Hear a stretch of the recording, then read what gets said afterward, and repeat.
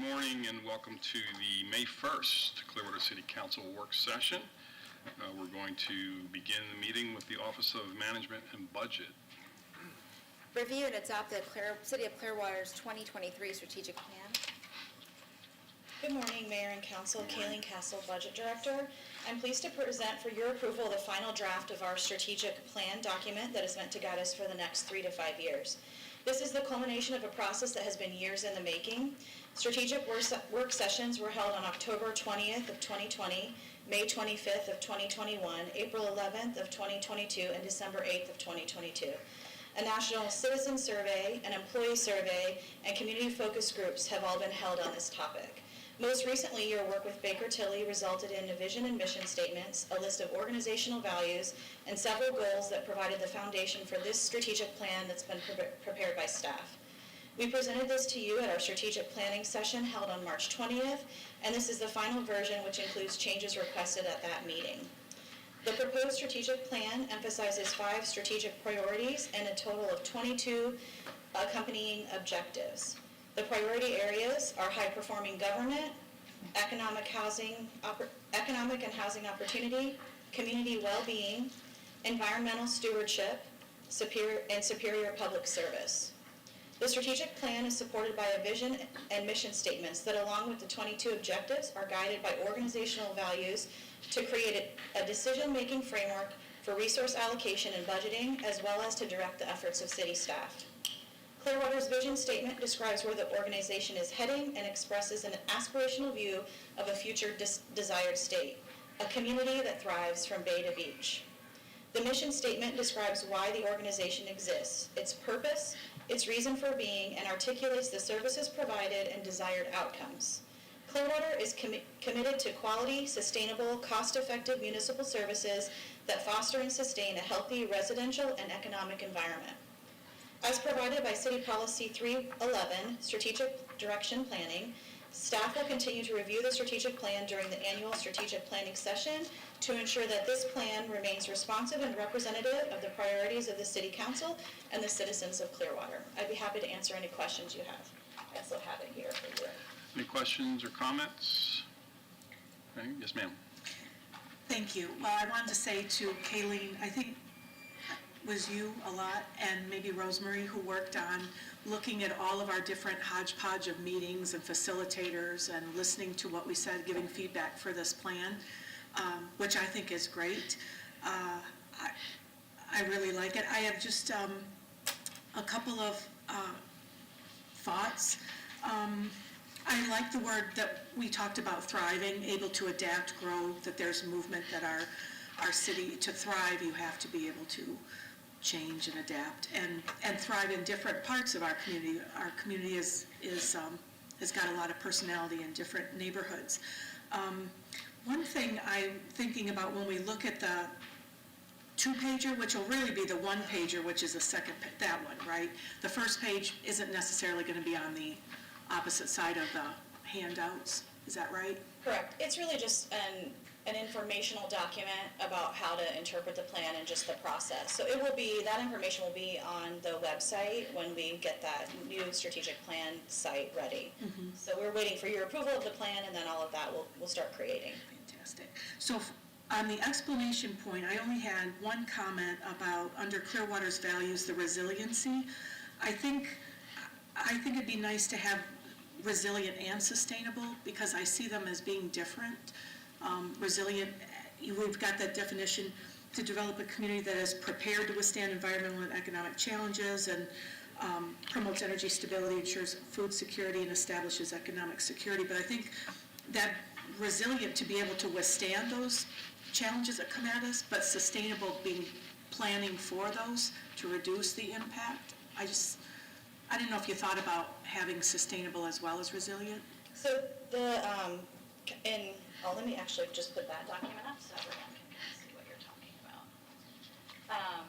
Those words, the values were in the Baker Tilly document. So we brought those from that document that went through your approval. Okay. And those specific values, which are basically the words in pink on there, came from that, and then we just wrote like a statement surrounding it. Okay.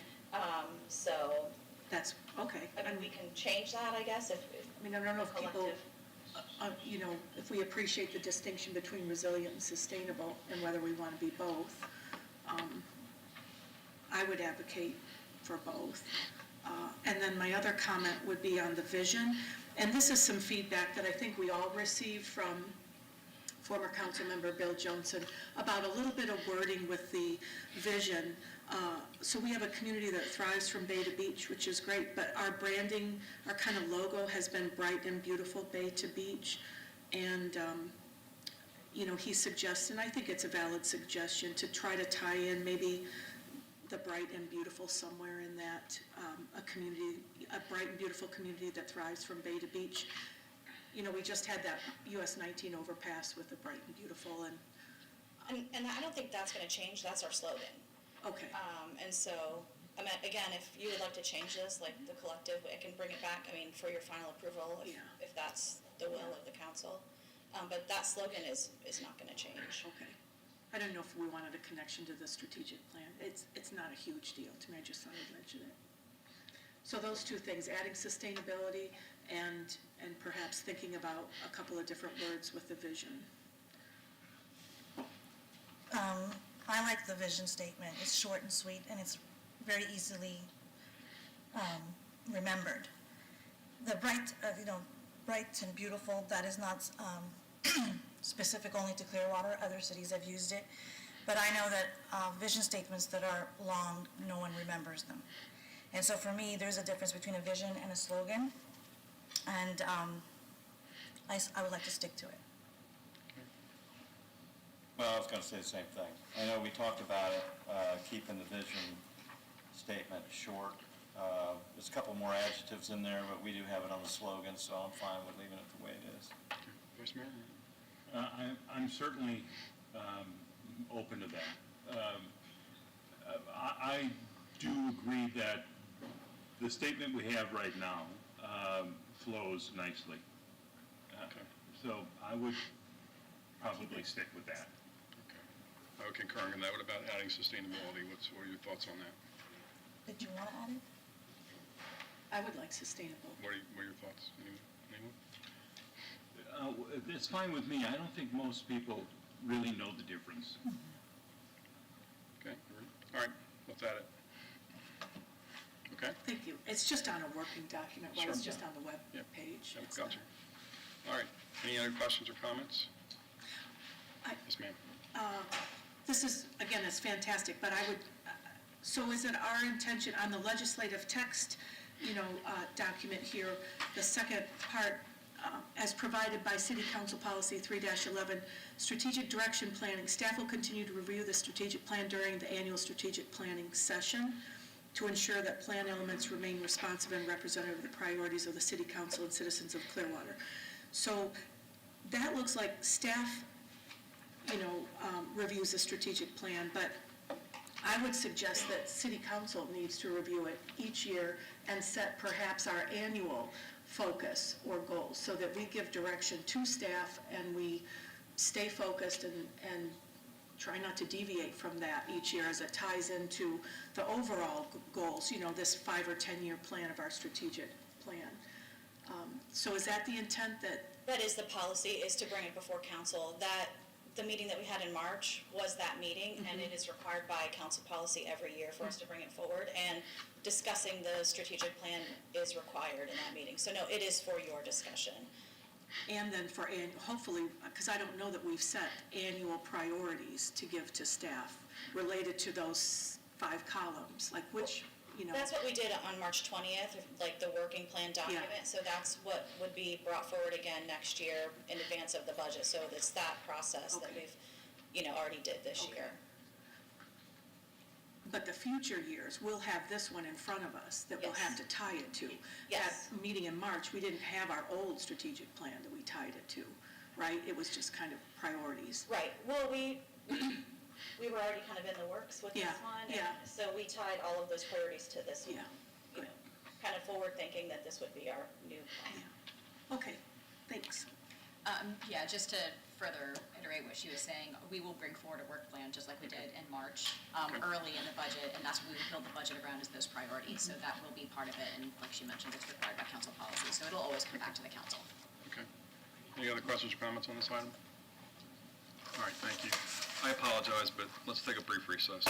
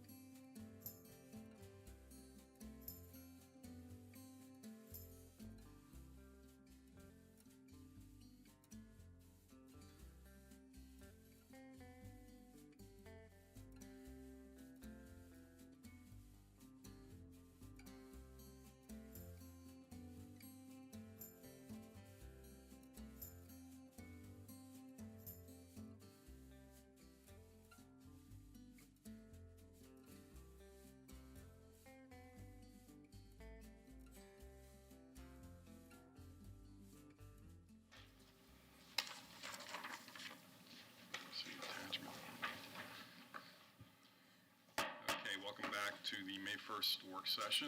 A little technical issue there, nothing else. Let's go to item 2.2, please. Discuss city council budget and agency requests. Council, over the last week, the city manager and I met with each of you to go over the council's line item budget that will be included in the proposed fiscal year 23-24 budget. This includes small operating costs, memberships, training, and travel costs that support the council. A large part of our conversation was focused on the sponsorship budget that was new to the council's cost center in the current fiscal year. As discussed with each of you, and all of you agreed, a more structured process should be established to define the selection of and payment amount to local organizations. Based upon our one-on-one meetings, we proposed to budget $70,000, which is a little more, about 5% more than the current year, for your sponsorship funding for fiscal year 24. Over the next few months, staff will be working to create a policy that defines the application process and agency criteria for the distribution of these funds that will be available on October. A draft policy will be brought back to you for approval within the next few months. There is no action required from this agenda item. It's just for the purpose of collective discussion about the City Council's budget for next year. Okay, any questions or comments on this item? Okay. Yes, I'm sorry. So this is a big deal. I mean, I don't know if we want to wait to have this conversation when the proposals come forward. document that you're going to create based on our feedback? I think it's appropriate to discuss some, some framework that you all can agree to, so that would give them, a foundation to start creating that policy.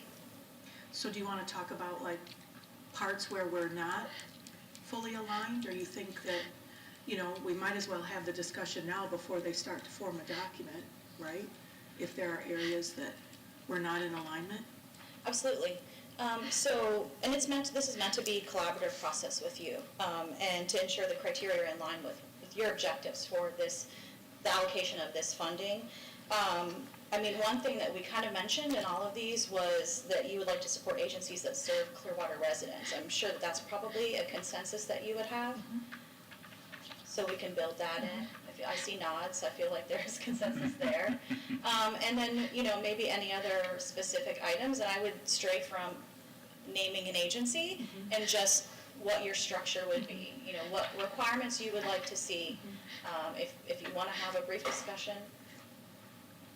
And Yes. also, just to make sure that you all remember, is that staff is putting together, we reached out to other agencies to see how they handle it, see what their policies look like, to see what their dollar amounts are, and as that continues to come in, I'll be sharing that with each of you, as well as with staff, so that will also help guide our policies. We only have a couple of them so far. Remember, this will be implemented for the October 1 budget, so we certainly have time. So I want to let you know that there will be additional information forthcoming, but if there's other guidelines you want to give us while we're working on that, happy to hear it. Okay, all right, yes. So some of the things that I shared with Kayleen is I think that we need to have a process where the nonprofits all start at the same date, kind of like federal grants. You have an application period, you have different parameters that we set out that we would like to be met. And one of them is serve Clearwater residents. And so is it exclusive, or is it a percentage, or whatever? So we might want to think about that. But also, so a yearly application process at the same time. So everybody has a level playing field and a starting date. One thing that's really important to me is I want to have a running total of what the nonprofits in our community are receiving from the city of Clearwater, whether it's in kind, whether it's cash donations, and whether it comes from Parks and Rec or police services or general funds. I think there needs to be a running total of that when we look at and report out to residents, what are you doing for our community? How are you supporting our community and the nonprofits? And we should be able to communicate that effectively, and it should be on a dashboard as well. And so I think about things like an organization that might have access to the amphitheater and then might have access from general funds for cash and things like that, and in-kind services with police. So a running total is important to me. And it's, yeah. The other thing is, I think that, it's interesting that you have a $70,000 proposed budget of $70,000 for the sponsorship funding. So it would definitely have to come back to the council. But I think there should be staff that makes recommendations of that funding and vets those applications. And we might also want to have a citizen board that's involved in giving feedback as well about how that money is allocated. But I don't want nonprofits lobbying me for a vote on that. I think it should be out of our hands because we're so intimately involved in a lot of nonprofit work in the city, The other thing I think is if any of us serve on boards of nonprofits, we should recuse ourselves from, that kind of a budget discussion if that nonprofit is applying. I agree with that. It was my understanding that the staff was going to vet it and go through the whole process anyway, and we were removed. That was my understanding. I think that's how we would propose the policy. I think based on criteria that you would want to see, and then staff would be the ones that go through the applications and approve. I think that's how we would that's our intent, I think, with the policy. If I may, Yes. so what we were looking at is something similar that what was done for the ARPA funding. So there was a rubric that was identified, staff, created the rubric and then vetted, the request based on the rubric, and then would bring that forward to you all. So that is what we had envisioned on that. As it relates to recusing from voting, I'm not sure that they can do that. That'd be a question for legal. Right, I think it comes down to if they have the special gain or loss, but I'll confer with Mr. Michaelis. Yeah, he told me that you had to vote on I it. see, I But think you I can. just, so I have the record straight, I am no longer on any boards in the city of Clearwater. Well, I mean, I think if any of us were on a board and we were asking for money from the city, that would be something we'd recuse ourselves on. Man, Well, I mean, again, the attorney told me we could not, but we'd have to get that clarified from him. It was one of those things, he said you have to vote either way. But, again, I made it easy because I'm not on any boards anymore. I think it's a member individually has a special gain or loss, as opposed to, being on a board, representing a board, okay. Okay, any other comments or questions? As to keeping a running total on the dashboard that shows citizens how much money from whatever departments, I think that would be valuable.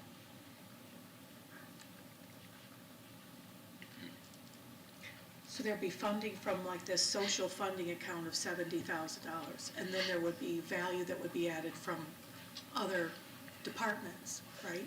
That would be some kind of sum total in some way, as far as the transparency and accountability.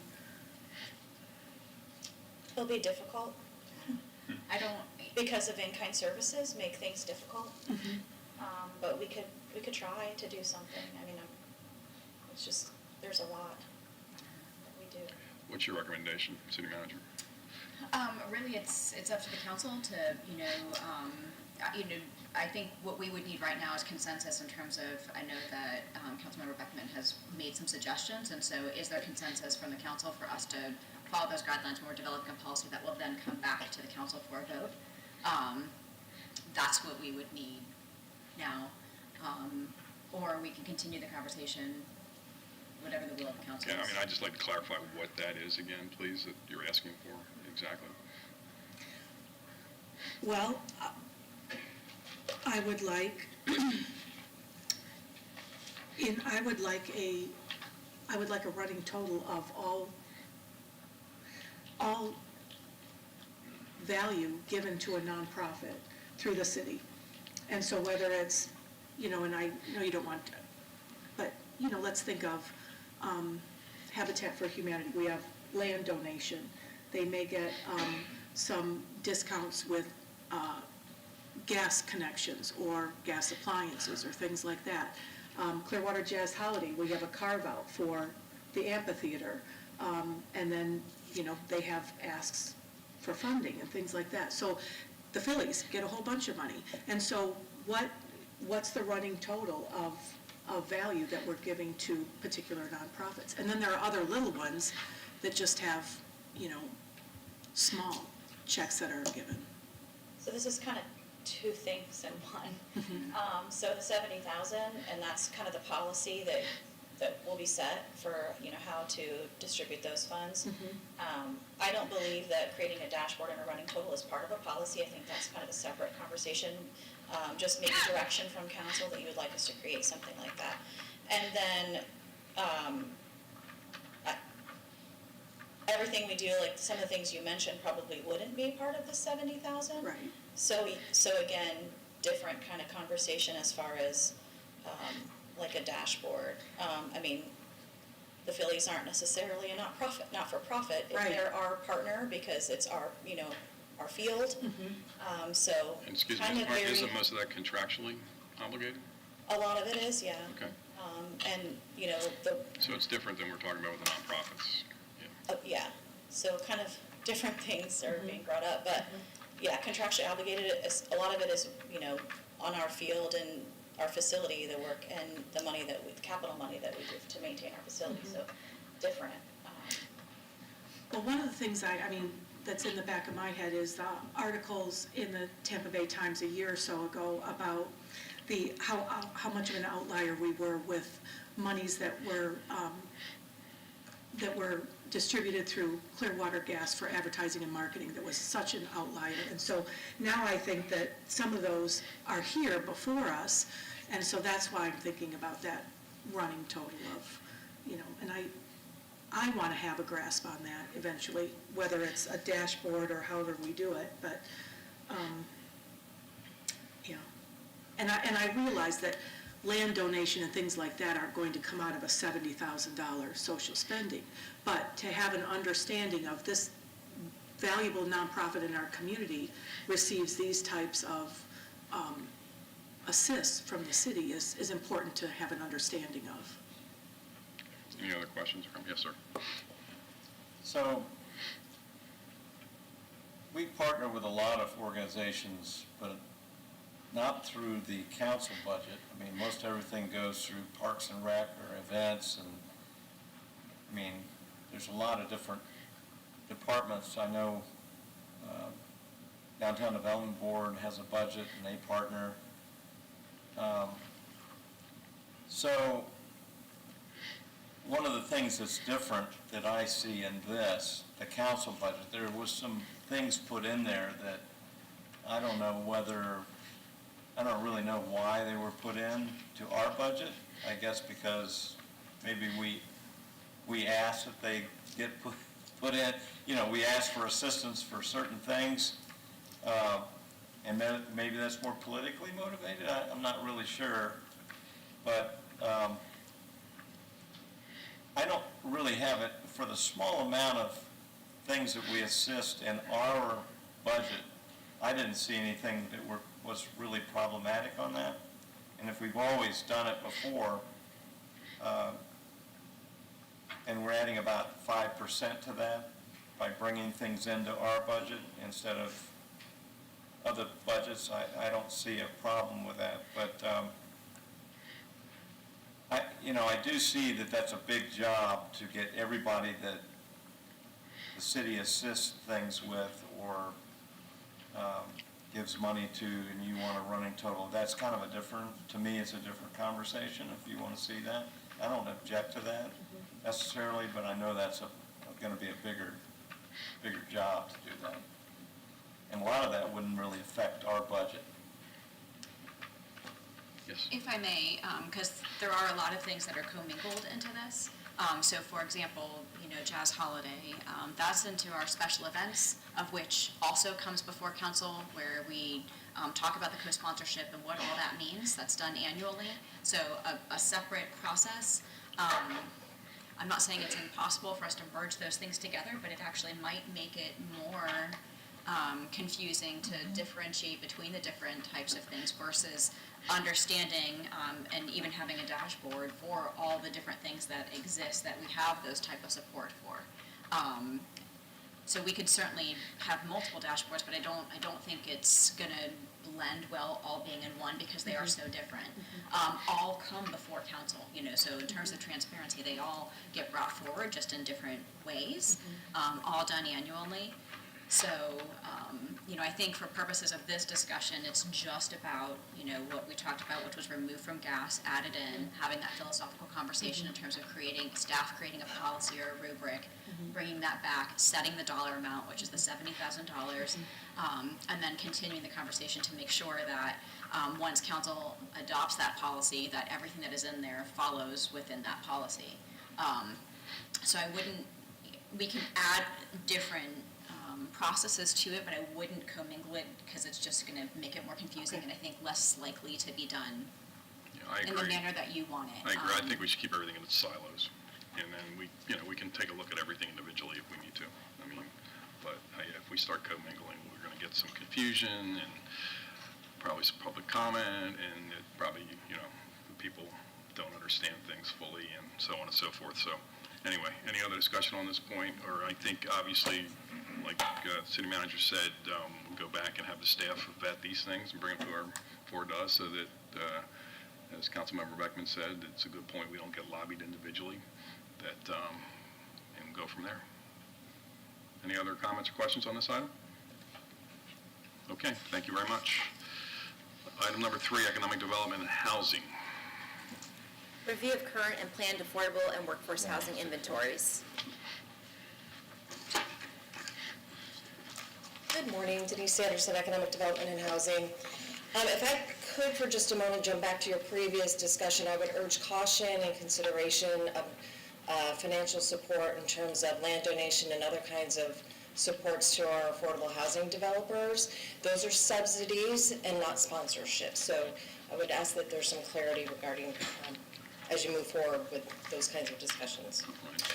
So wish to talk about affordable housing, planned and current inventories. And this is born from a request at the March 13th work session. And there's a couple of reasons why we're bringing it forward today rather than a couple of weeks ago. One is that most of you attended the Homes for Pinellas Summit on Friday, and I think that gives great context for the conversation today. Secondly, we've been working on a housing dashboard. So speaking of dashboards, we'll be reviewing that today. That has a 5-year look back.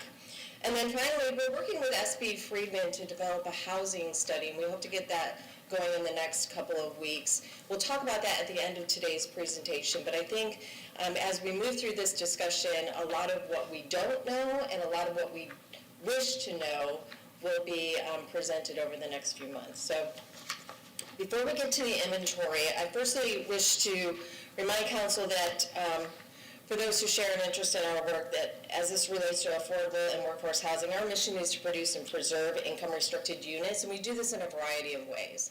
We work with qualified homeowners for down payment and closing cost assistance and rehabilitation loans, including for accessibility related needs.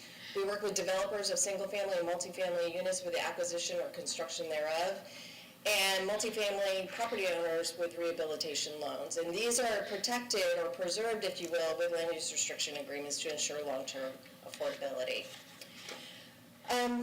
So I'd like to spend a couple of minutes talking about definitions, because we also often talk in government speak, so I want to have some common terms for us to refer to today. One is area median income, and this is established by HUD and by SHIP, and it's based on household size.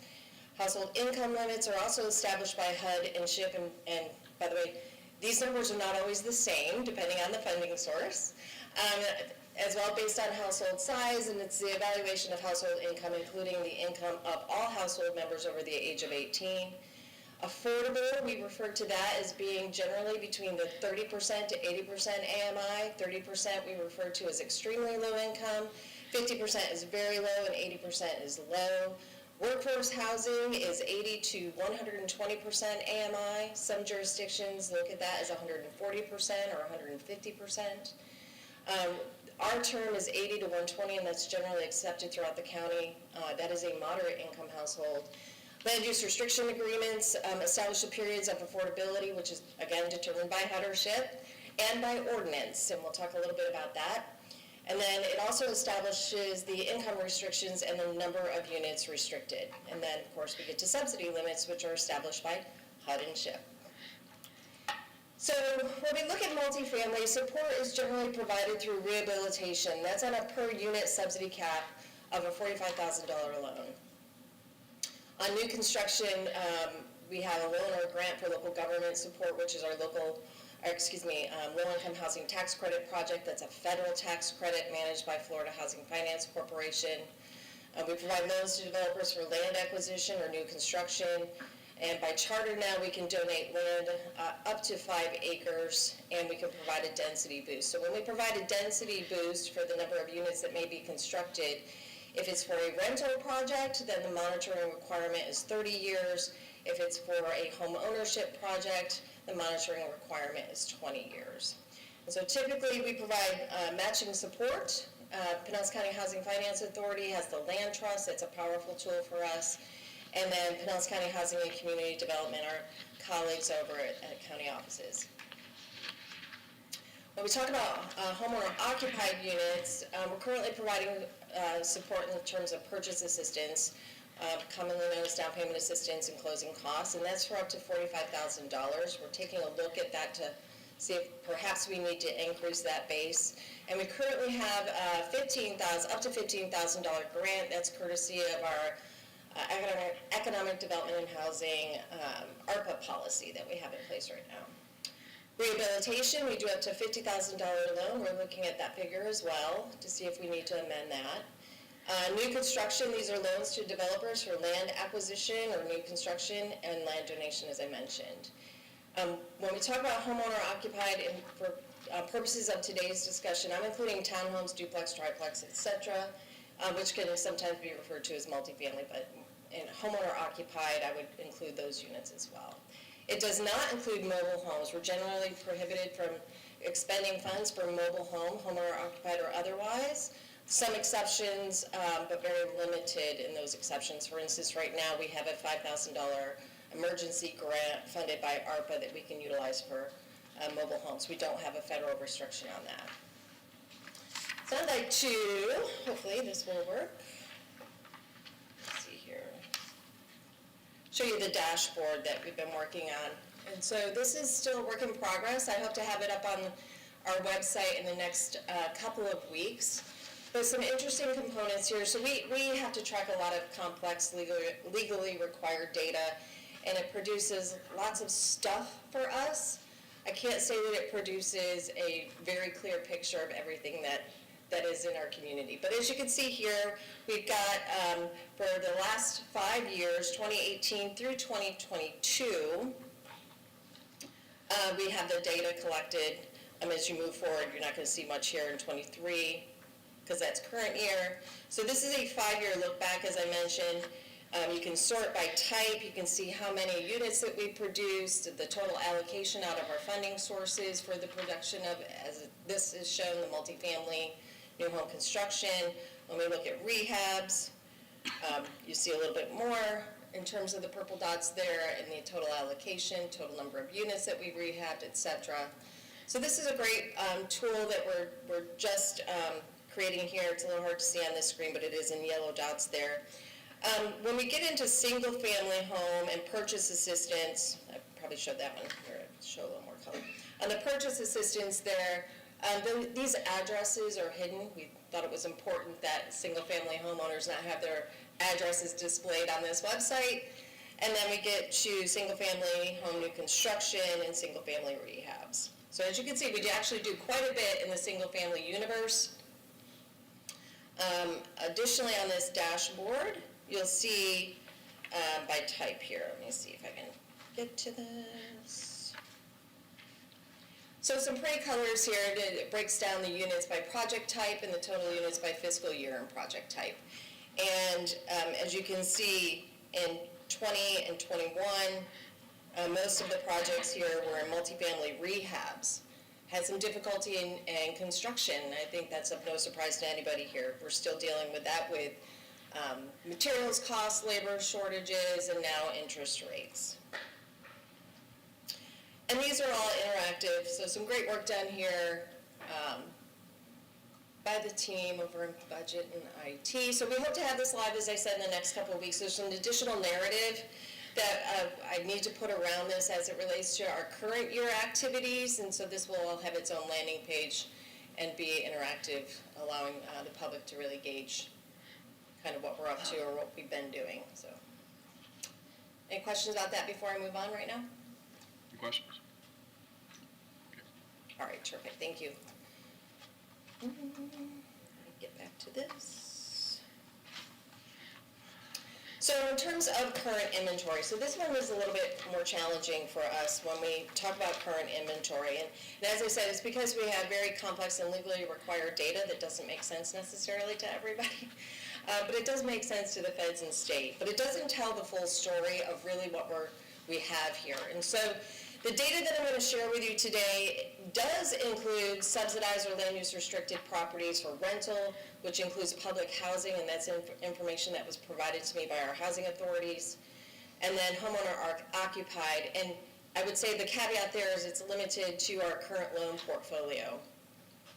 But it does not include the naturally occurring affordable housing, or NOAHs. That's, again, mobile home parks, below market homes due to age or condition, or micro units that have a low cost to them. And also, for the purposes of today's discussion, I've removed special needs, which is our shelter, transitional, permanent, supportive, and others. We do provide funding for them, but because the question was affordable housing, affordable and workforce housing, I've removed it from the data set. There's a lot of information on this page, so I'll walk through it a little bit. On the right-hand side is the number of units by income level. So public housing, this includes place-based vouchers and housing choice vouchers. Place-based meaning the unit is income restricted, and housing choice means it moves with the family as they move. Or family or senior, I should say. And I probably should have reordered this a little bit with the public housing down below the 50% AMI, since most public housing is really at the extremely low income level, or 30%. There is some variation there. But as you can see, outside of the vouchers, the majority of the units in the rental market is that 80% AMI, or 61 to 80% AMI. And the bar chart on the left shows the breakdown of rental properties for families and seniors across all income levels. So public housing in the family and senior verticals refers to those place-based vouchers. So, we have Barbie Towers or other locations where it's income restricted, perhaps age restricted, those kinds of things. So we have data on that. And as I said, the voucher bar there, that really should be referred to probably more along the lines of housing choice vouchers. So with the data that we have available currently, we have 1,843 units that are non-special needs, non-NOAA units. And I mapped them here. So as you can see, most of them are in the west side of the mainland of Clearwater, and I've broken them down by family public housing units, affordable housing units, senior affordable, and senior public housing. So homeowner occupied. So this is such a misleading number. It's showing 310 units, I think is the number. That is certainly not all that we have assisted. This is our current loan portfolio. So we manage millions of dollars in loans, deferred sometimes over the life of the loan. We collect them. We watch, unfortunately, death notices and foreclosure notices and all sorts of things. We make sure that the property is insured in order to protect our interest in them. So a lot of work involved in homeowner occupied. So very little data here, but important to note, when we provide funding to like a Habitat or other developers for land acquisition or construction loans, once that loan has been repaid, it's sort of lost from our data set.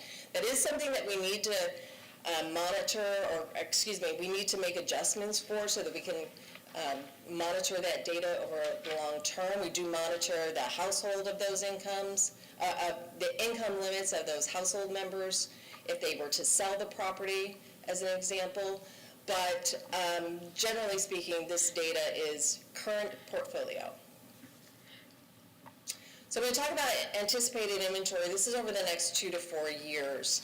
And in multifamily units, we currently have about 288 multifamily units that I would say are in enough of a position right now that I believe that there's confidence that these will occur. So the yellow and gold bar there, wedges there, are the workforce units, if you will.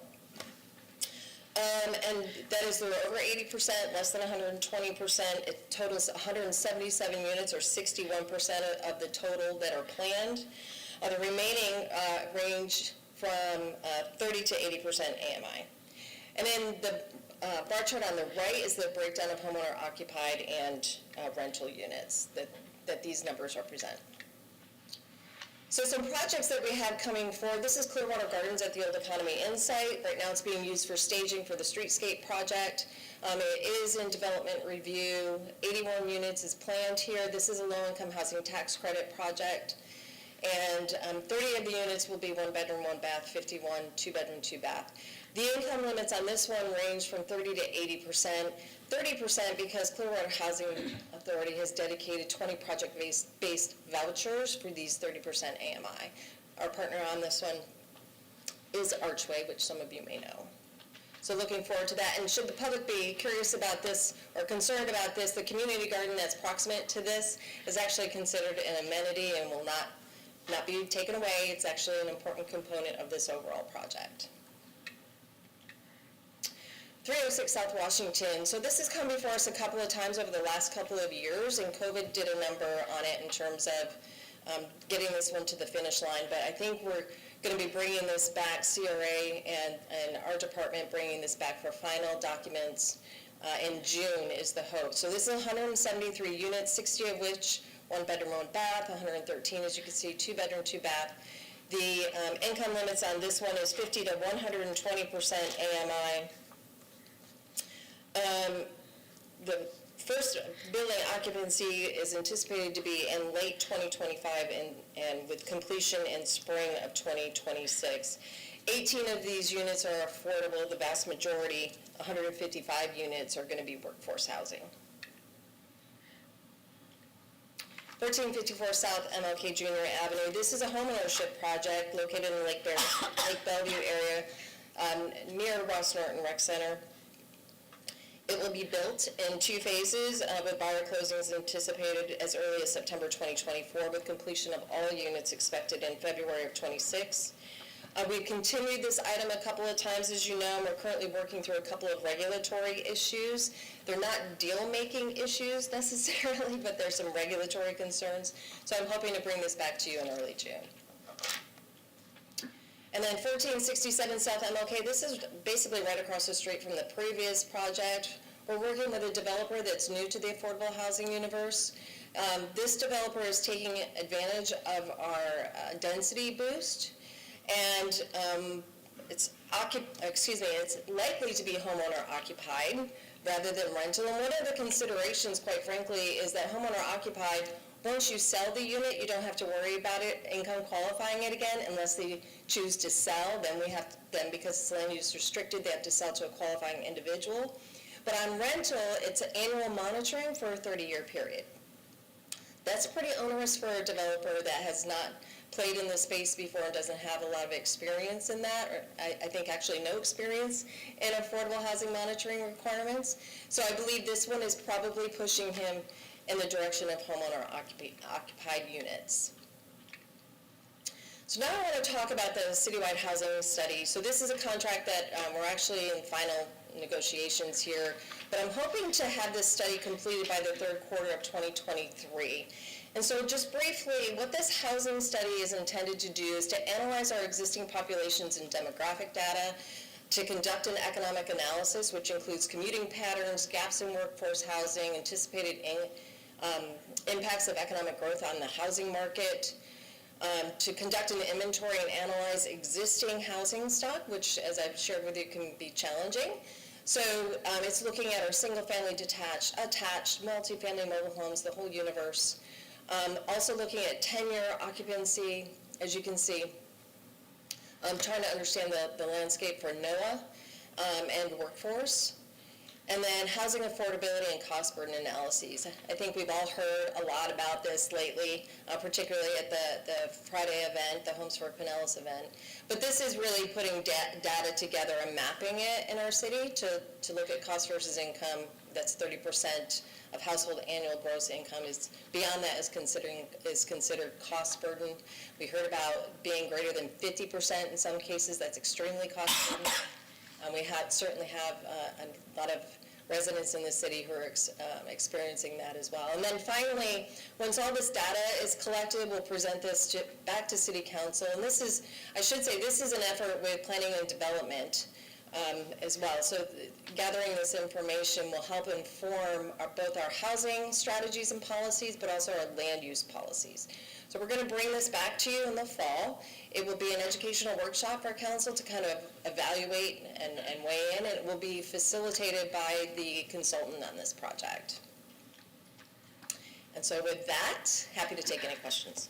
Thank you. Any questions or comments from Ms. Anderson? Yes, ma'am. So I attended that summit, and it really got me thinking, so I started looking into some numbers.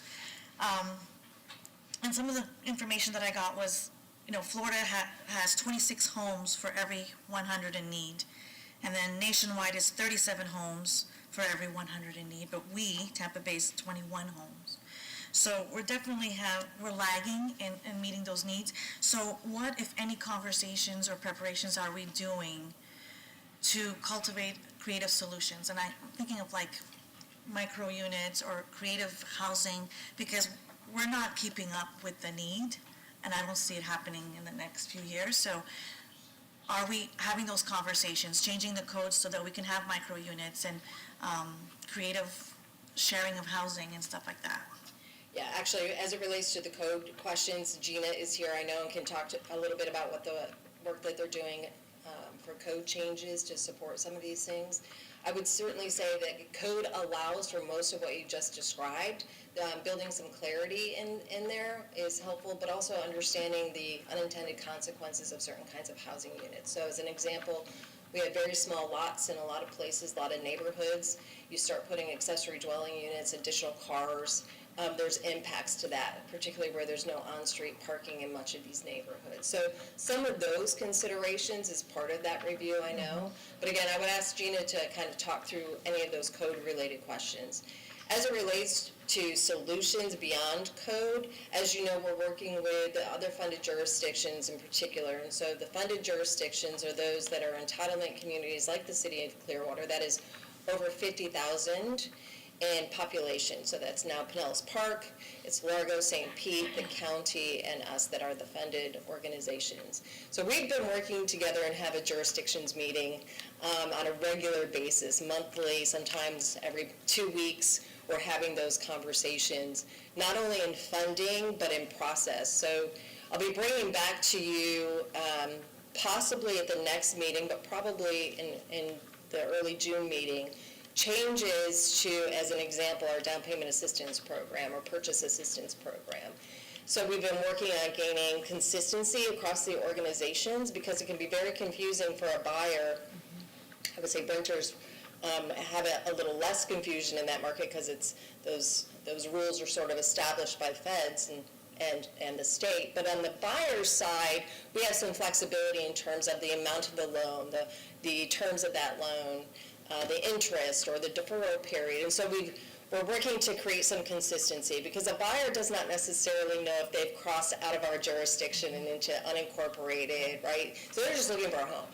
But they want to know that the program that they've been learning about is the same across. So that is an example of some of what we're trying to solve. Looking at the increase on rehab and down payment assistance loans in terms of what we can fund, of course, also what burden are we placing on the homeowner? We have to take that in balance.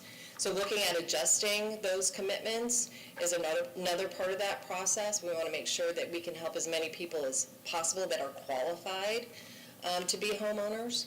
On the rental side, it's really about production. And production, as I've said, has been very, very difficult. Labor costs, material costs, all those things we've been talking about for the last few years, right? It's impacted virtually every project that we've been working with. I'm hopeful that we have many, many projects, these 4 certainly coming forward. There are others that we're talking with, but I would not suggest that they're at this stage where we have a negotiated agreement. So I did not include them. There is a lot to solving this problem.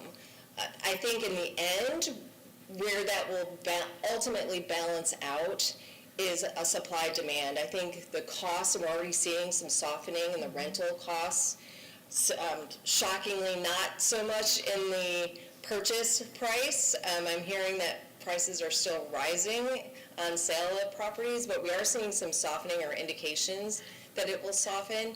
And certainly supply-demand with everybody that's seemingly moving to the state of Florida, there's a very significant supply-demand issue. So I know that was a short question and a really long answer, but it's very complicated. It's obviously not easily addressed, or we would have solved it now. But as you heard on Friday, it is a huge challenge. Well, I actually appreciate your long answer, because when I get citizens calling me, what are you guys doing? What are you guys doing? What are you guys doing? I want them to hear your explanation, and I think we are doing a lot, but it's a very difficult challenge. So I do appreciate your long answer because it's indicative of how challenging this problem is. So thank you. Okay, other questions or comments? I have. So thank you. It's exciting to see this information and to know that we're going to have a dashboard. I'm super excited about that. And I was at the sitting right next to you. It was an informative Pinellas County Housing, what did we call it? Summit, the summit on Friday, yeah, that ties into the Pinellas County Housing Compact that we all signed for. That one of the things that was a takeaway from the summit was this, and this is like on page 3 or so about your definitions, is the affordable. And, there's always, whenever you're in a room and talking about housing, people always talk about the word affordable. Should we use that? And affordable, to me, I have an affordable level and you have an affordable level, and it's, generally it's, you like to understand not any more than 30% of your income. And so, workforce, affordable here is one person who makes $17,250 in Pinellas County, 2 people make 19, 4 people make 24. 80%, which is still under affordable, is a single person making about $46,000 a year. I mean, that's a job. That's a legitimate job. So, and our average here in Pinellas is like 56, I think. But one of the things we talked about is to really start putting income levels instead of the percentages, because when people think of affordable housing, a lot of times they think these people aren't working, and they are working. Most of them are working. And I think we need to be familiar with, feedback for our eventual dashboard is to have, the ALICE distinction there, asset limited, income constrained, and employed. That's most of the tourism industry, people who work in our tourism service jobs. And so just to dispel the idea that people aren't working and are looking for a handout, because they're not. They're looking for a place that does not take more than 30% of their income. They're working. So there are workforce housing. And, the other, so I would encourage us to start talking about and being familiar with those income levels so that we can communicate to people. These are working neighbors, friends and neighbors who are working. The other thing is, I had a couple of questions about the support. Our support is provided for multifamily. Does that include duplexes and triplexes? For purposes of this discussion, I removed that from, and I put that into the affordable housing universe. So, because that usually comes in the form of rehab loans to the homeowner, et cetera, et cetera. Okay, and when we have support is provided through rehab, per unit subsidy cap of $45,000 loan, I'm assuming that's a no-interest loan or super low? Usually that is a no-interest loan. Okay, and what's the income cap for that, for an individual rehab? So a homeowner in our city, multifamily, this is multifamily rehab. Multifamily rental, Yeah, multifamily rental. yes. Okay. All right, and the income level, is it low, moderate? So when we talk about multifamily rental, the loan is to the property owner. Right. Right? So it's those land use restricted units that ensure affordability. That's the $45,000 cap for the rehab of those units. So if you have a rental property that has market rate mixed in, which is rare, but it can occur, we would rehab those restricted units only. Okay, got it. And I think that's what we got it. Okay. For the homeowner occupied, though, support is provided through purchase assistance up to $45,000 loan. Again, what are those income limits, for people that want a $45,000 loan? Is it? So it depends on the funding source, and so it depends on. I know it's complex, everything, I know, I got it. Okay. And then, the other thing is, so on the rental page where we have public housing, 961 units, 84 units at 120% AMI. These are all, I'm assuming these are all occupied. These aren't available. These are what we have within our area. I would presume that 99% of them are occupied, Right, and 1% because somebody just moved out last week. Yes, okay. Just wanted to be clear that we don't have these units sitting around and available. Is the public housing, that 961, does that include permanent supportive housing? I don't think so, and I'll be honest with you, I did not spend a lot of time gathering data from the Housing Authority. I just asked for vouchers and locations in which they have public housing. So most of their work is in the housing choice, 914, I think, in housing choice vouchers, which again, that travels with the qualifying family or individual. Right. And the other are place-based, so that's Barbie Towers, et cetera. Right, and my understanding is those housing choice vouchers, 914, is that like countywide? No, that's in the city of Clearwater. Okay, because people are waiting years. I mean, they Yes. can't find a place to use that voucher. And much of the time, that's the landlord who is unwilling to accept. Right, because they can get higher rent from somebody without a voucher. Possibly, although those limits just went up, I believe. And then, another thing that I think is important to include on the dash, well, first of all, the queued up ones, anticipated inventory. So Clearwater Gardens, which is exciting. So I talked to Mr. Heaslip Friday about Archway, and he said, looks like it's all on track to break ground in January. Yes. So we're not anticipating any glitches. No, it's in planning and development right now, site plan review, geared Yeah. up for a DRC meeting on May 4th. Okay, fantastic, all right. South Washington, any potential glitches? And I only ask this because, you know, the blue sky was queued up, we were all excited. I'm just wondering, what, are they going to be coming with a handout, and what would be potential hurdles, do you see? So they have come forward with some subsidy requests. You've already approved them, For South Washington? correct? There may be some modifications to those subsidies, but I would not anticipate, well, one of them we have not approved, and though we have internally encumbered those funds, it has not come forward to this board yet. And that is a $1.71 million contribution to the project. It is a loan. They want a $1.7 million loan. Correct. We also have another commitment on that property. CRA has commitments in place on that property. We're actually meeting in a couple of hours, if I get out of here on time. Meeting at 11 o'clock with all of the parties. So this is rather unique. This one is Peter Leach of Southport Financial, whom you're familiar with. He is just the developer on this project. So he is receiving a developer fee. I would say he's earning it right now because it's a lot of moving parts.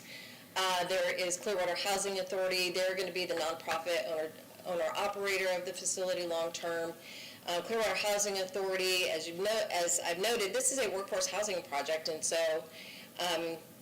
they do mixed income projects all the time, right? So this is tax-exempt bonds. And then, so new legislation, we heard a little bit about it on Friday. The Live Local Act may actually benefit the project long-term. So these numbers, it has been a moving target to say the least. So new legislation, interest rates that always change, bond rates that change, construction costs, labor, all of those things have made this a very difficult project to bring to the finish line. Plus some little miscalculations at the beginning.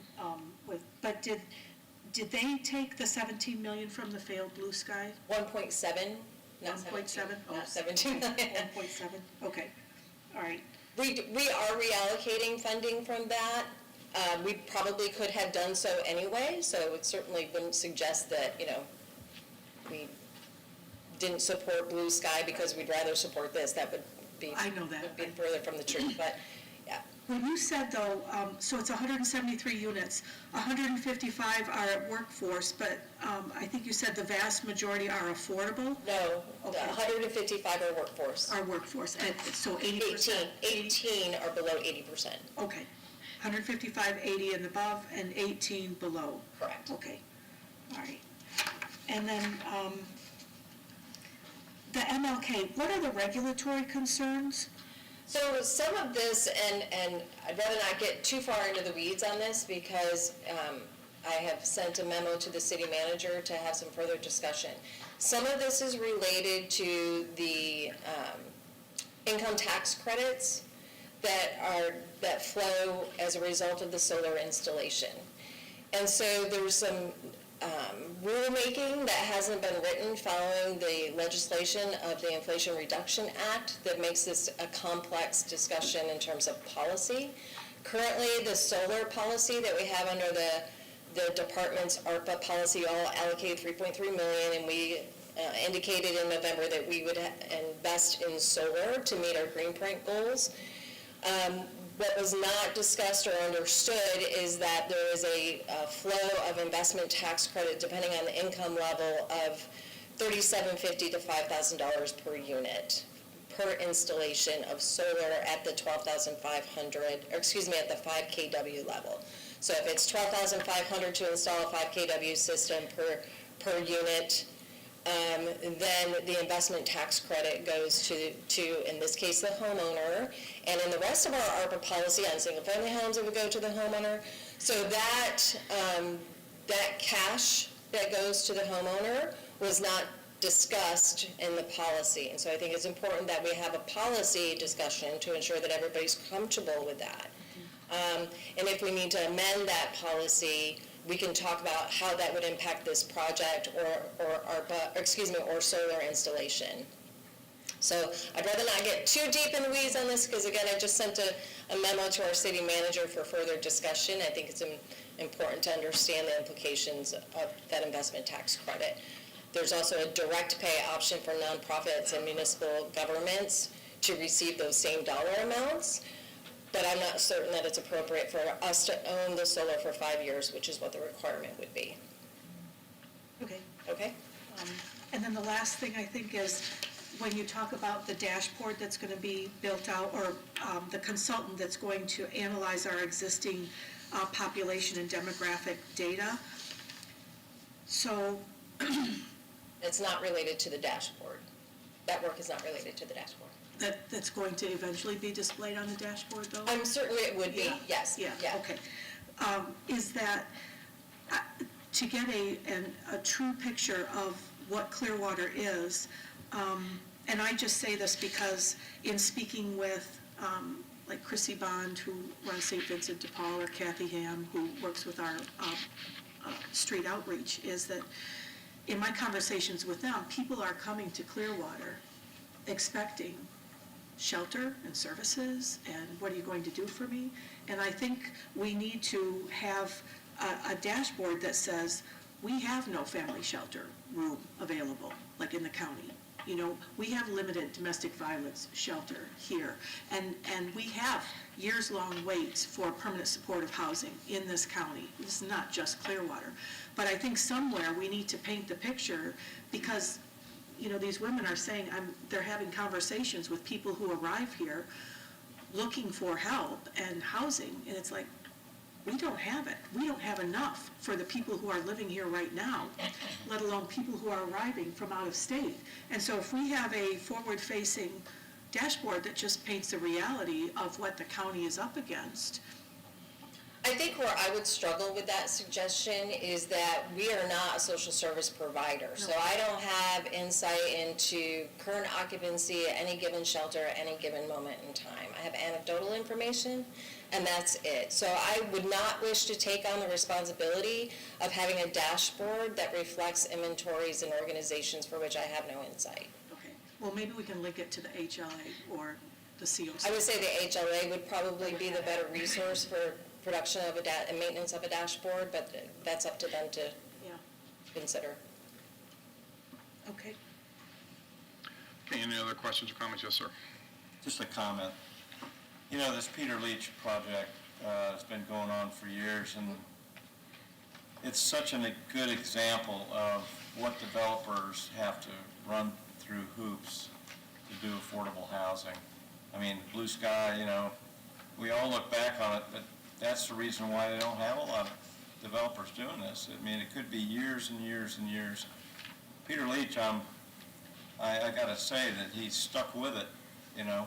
I don't know if I would have been as patient as he has, but it's a great project. I'm glad we have it, but it's just so hard for developers to do affordable housing. Everybody wants it, but you know, it is a process.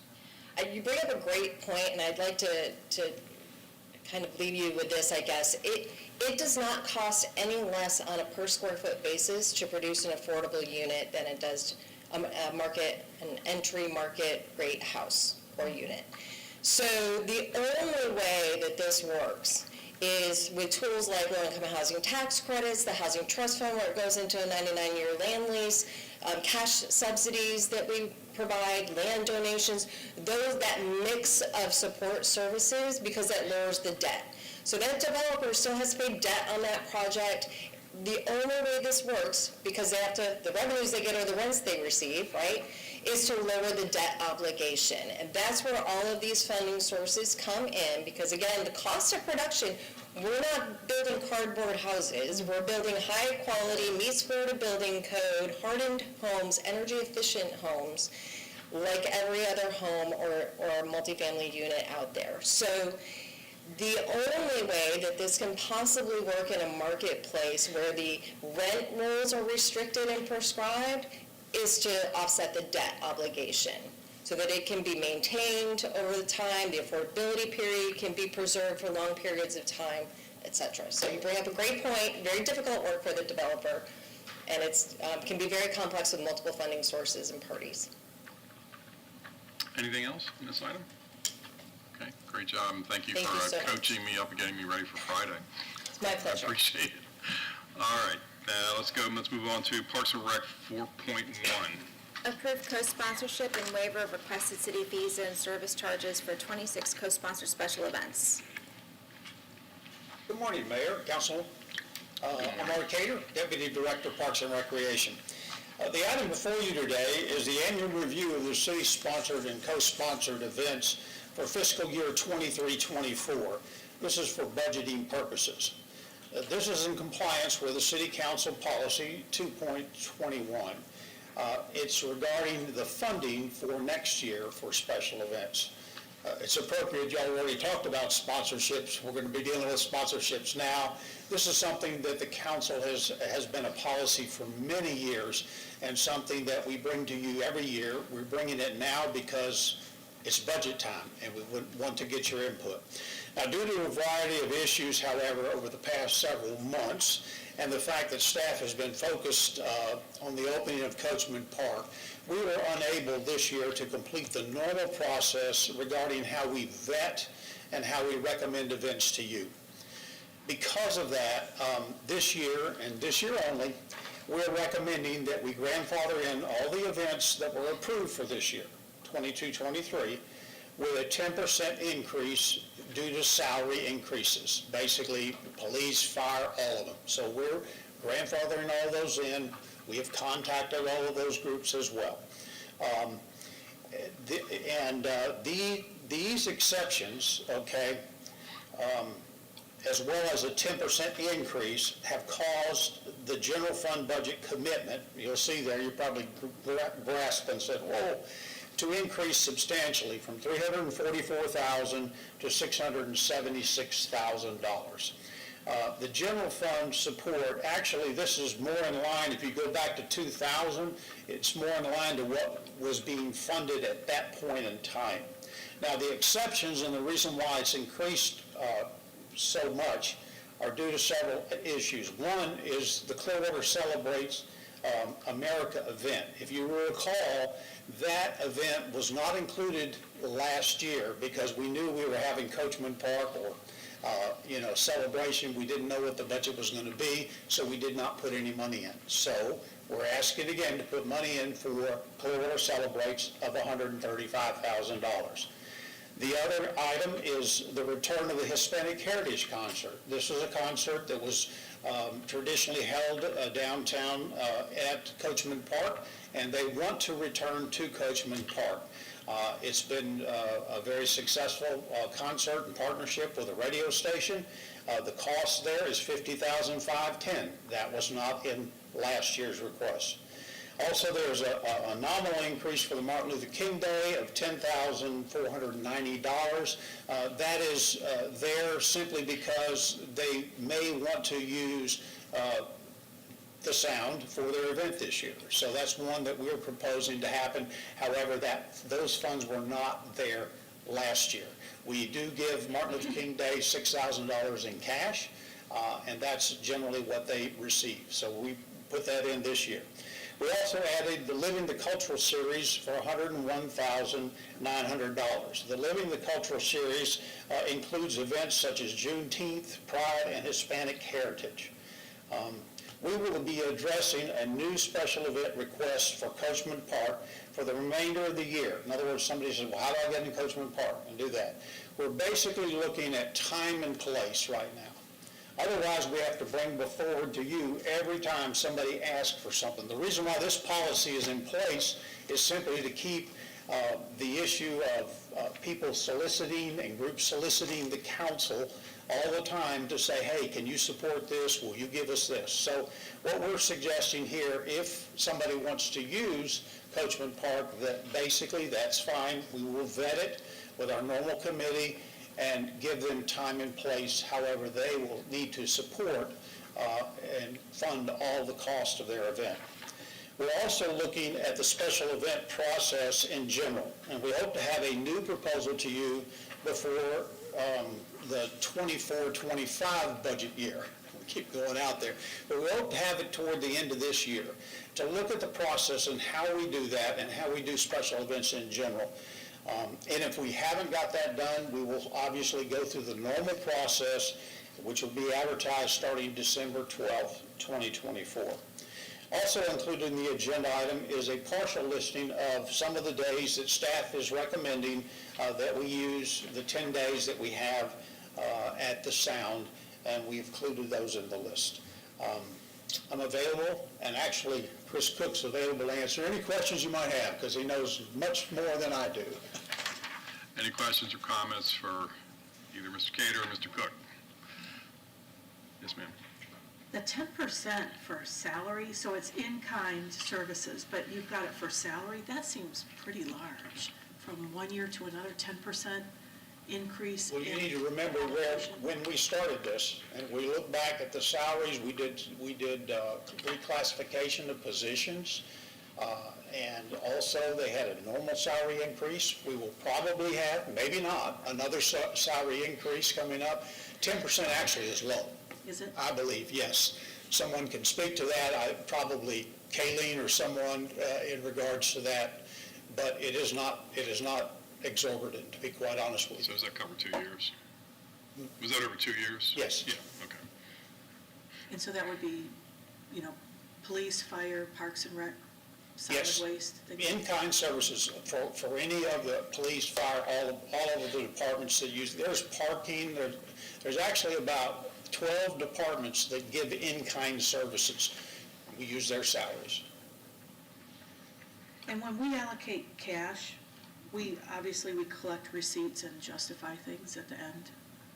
Absolutely. We verify that. Not only that, but each of these groups that are listed here, we actually have a separate contract with them. We list exactly what we're giving them and doing for them. And then at the end, they report back to us, what they did, how many people came, because we want to know, you probably want to know, how good, why are we supporting this, and what good are they bringing to the city and to the citizens of Clearwater.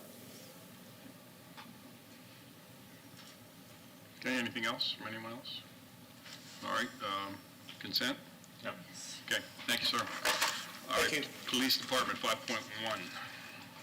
Approve events budget of $128,620 for general fund reserves for the public safety costs of the grand opening of Coachman Park. Good morning, Dan Sauer, Chief of Police. If you council remembers, there was a previous presentation by Parks and Recs where some funds were allocated to pay for the programming related to the grand opening week at Coachman Park. At that time, the staff had informed that we would bring the public safety cost estimate forward as the itinerary became more closely finalized. So there were some supporting documents with the agenda item that kind of outlined the public safety costs. The expenses they vary based on event, the day, the type of event. It's all blended together with some costs being on-duty officers, some is on overtime, some is paid for by extra duty by the partner Ruth Eckert Hall, and some other expenses are contractual obligations with holiday pay for some of the public safety employees.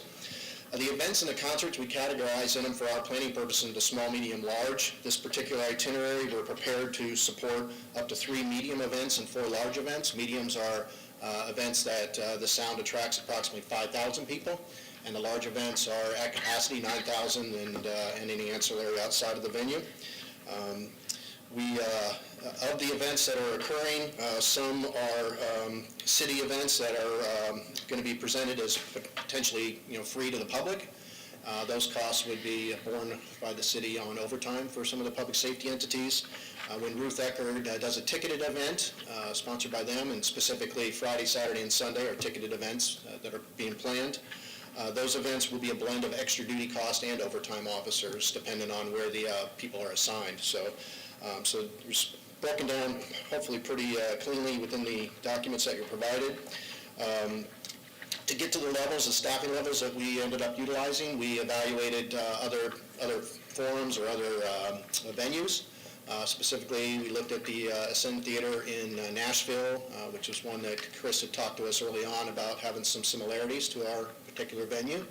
There are some things that make it easier and harder based on which one you're at. We looked at, of course, Baycare Ballpark, which is a very similar outside venue that attracts about 9,000 people. And then, of course, I talked to some of my peers, both in the private and the public sector that work in Tampa at a variety of different venues to try to make sure our costs, our estimates are in line. I do want to preface these estimates are based on, kind of our worst case scenario. I do believe we'll be under budget in these particular categories. For example, some of the public safety costs are preparing for the unknown with this park, some of the traffic conditions that we're not really sure how that's going to play out yet. So there's a very heavy traffic plan in many of the events where we are expecting the large events of 9,000 people. We hope to kind of tailor that as we learn throughout the week and release people and reduce the staffing levels as we go through the week if the conditions so dictate. Some of the the life safety expenses with the fire department, they're kind of worst case scenario too. They're still learning and finalizing the vendor venues and the foods and those kind of conditions that require fire inspections. So Chief Ellers is here to basically discuss that if need be. The total expense that we're seeking to be allocated to cover the public safety costs is $128,620. Of that, $98,622 is for police department related costs, $22,781 is for fire department related costs, and $7,217 is for traffic operations to support some of the traffic plans, the signage, the support for that particular. As you're all well aware from probably being here, July 4th is one that will overcapacitate the traffic grid. There is no traffic grid in the city of Clearwater that will handle that level of traffic. Especially this particular year, we expect it to be a very well-attended event. And, the fireworks not only attracts people downtown to Coachman Park. Coachman Park is, in a sense, 3 times the size that it used to be, but also along the entire coastline, including Clearwater Beach. When Clearwater Beach releases after the fireworks, we essentially lose State Route 60 to the beach traffic, so I really have Drew Street as our only east-west corridor. So it will overturn the traffic grid. We will have a substantial traffic plan, but it will take several hours even with this expense, so I want to just temper expectations. But certainly traffic operations is one of our best partners to help manage that. The costs that I presented, the $128,620, does not include the $47,057 that's estimated to be covered by Ruth Eckerd as part of their licensing agreement. The parking expenses can be absorbed by the enterprise fund, and they don't require any type of budgetary action by the council. But Jeremy is here to give an overview of the parking expenses. And so before I took any question, mayors, if okay with you, I was going to have Jeremy kind of talk about parking, and then we'll take them both tag team if you like. Please.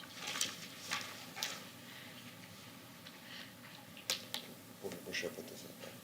Over here? Which way? There you go.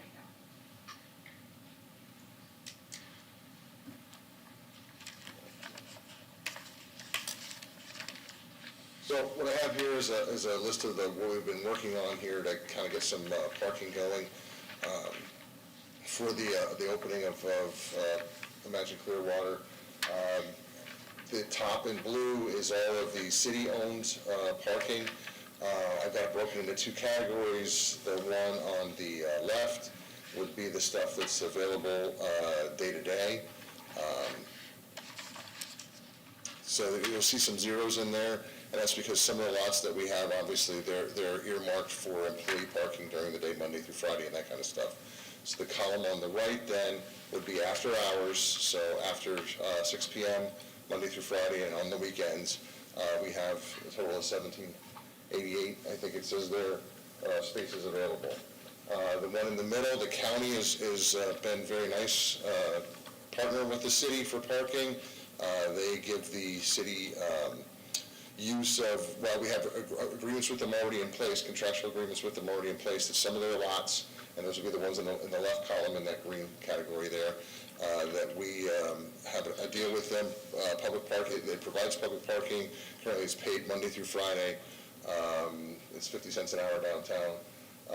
Then the column on the right-hand side, the same thing for the county, once their workers leave for the day, they allow public parking. So that, we get quite a bit on the weekends and the evenings for that. We're really excited about the bottom is some private parking lots. We're not done yet, kind of soliciting help from the public to come in and participate with us as far as if you have a parking lot and you would like to provide parking, we welcome that. We understand that we don't have enough, the city and the county spaces combined aren't enough. So some people have been very nice to come forward. Again, we're going to solicit more. There are some considerations to go through as far as planning. They need a business tax receipt. If it's not usually run as a parking lot, they need a permit. So we're working those things out as we try to get help from our private landowners out there. But you can see that we've come up with quite a few there, 1,700 on that side, for a grand total of 4,364 total parking spaces. Now, typically, you estimate roughly 3 people per vehicle showing up for most events. That's the rough estimate. So, a normal event, a sold-out event, 9,000 people, 3,000 cars. Obviously, we know 4th of July historically has been a little bit more than that. But the good news is the 4th of July, a lot of families come and that kind of stuff, so maybe it's more than 3 people per car. So we'll see quite a bit more for that. As far as the budgetary considerations, I mean, we're still working through that. Currently, our fees are free after hours and on the weekends. I think we're going to, again, as the chief alluded to, we're an enterprise fund, so we're going to try to absorb and soak up as much as we can here until we kind of really get dialed in, figured out what we have going, and then we'll make some recommendations for adjustments and fees. Some of these, especially on the private end, they're already planning on charging a fee, an event fee. The county is really not, at this point, not really looking forward to that, but they do have some considerations. They're worried about their lots being cleaned up after the fact and that kind of stuff. So that's some other phone calls we're making to try to see about getting a company to come out and take care of that when it's all said and done, as well as maintaining the maintaining and cleaning of our lots after they're done with those as well. So big question mark, but I think we're heading in a good direction. And like the chief said, I'd be happy to answer any questions that are related to Okay, questions or comments? Everybody good? All right, good presentation. Look forward to it. Let's take a 7-minute recess, please.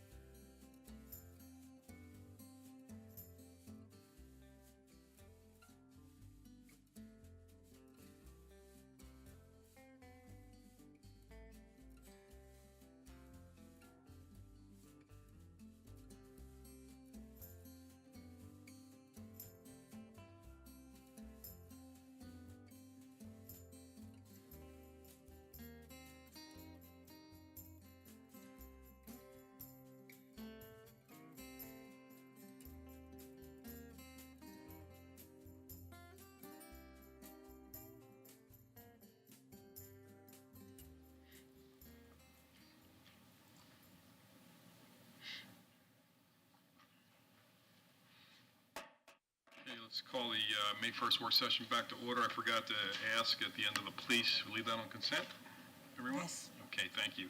Public Works, 6.1, please. Approve a work order to Mead and Hunt for Intelligent Transportation Systems and Fiber Optic Design Phase 1. Good morning. Good morning. My name is Omar Atala, Traffic Engineering Manager. I'm here to request the approval for work order to Mead and Hunt for Intelligent Transportation System, Fiber Optic Design, in the amount of $192,385 pursuant to request for qualification 26-19 Engineering of Record Continuing Services. I have, with the assistant of the engineering department, went through 5 consulting firms, invited them for review of their traffic team members' CVs. I did a thorough review of their CVs to conduct and to check for the skills versus what we need to support the traffic engineering ops team. We've selected the firm and did further confirmation through interview of the 13 members. And the criteria that we looked for was project management, transportation planning, traffic design, safety grants, application, GIS, and land development reviews.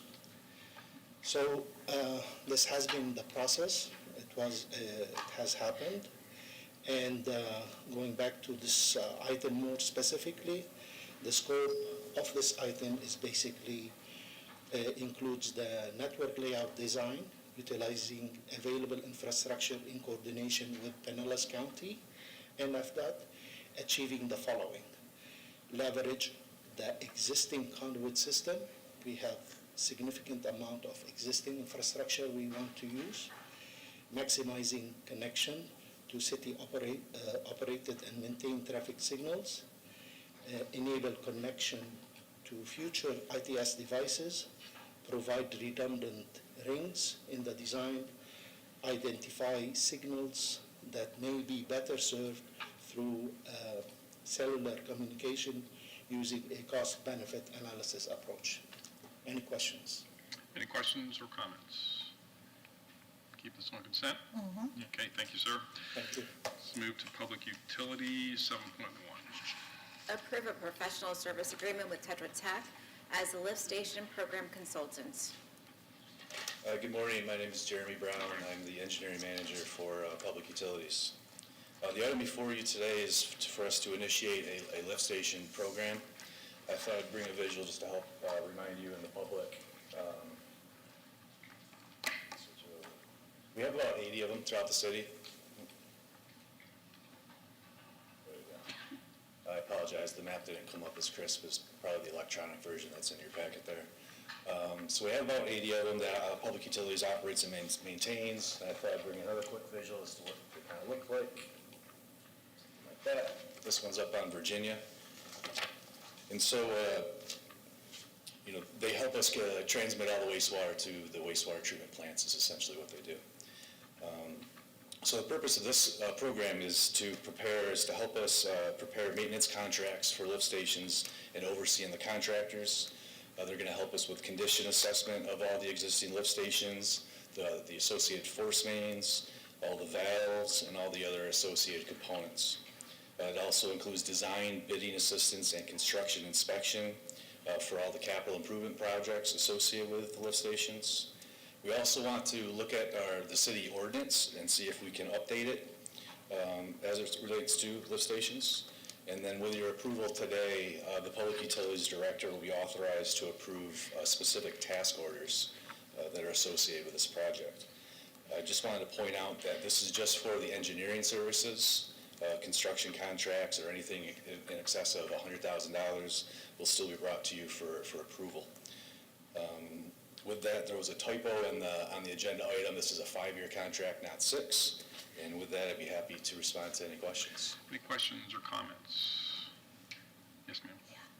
So, Jeremy, this was, so $11.4 million was a lot of money, right? So I just had a question. Do we have this type of a contract? We must have it in effect now. I mean, these lift stations, some of them are a lot older than others, right?